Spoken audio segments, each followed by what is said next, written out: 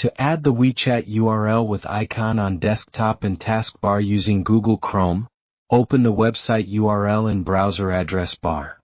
Click the three-dot menu in the top right corner of the Chrome window. Go to Cast, Save and Share.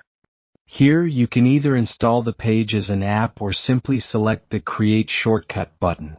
You will have the option to name the shortcut. A shortcut will be created on your desktop while opening its folder in File Explorer. Close the browser window to view the shortcut on desktop screen. To pin the shortcut to your taskbar, right-click on it. In Windows 10 you'll see the Pin to Taskbar option directly. If you're using Windows 11, select Show More Options first, and then click on Pin to Taskbar. The procedure is exactly same in other Chromium browsers like Brave.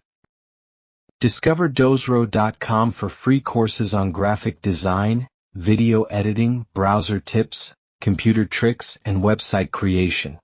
You'll also find an impressive range of products, most priced under $20.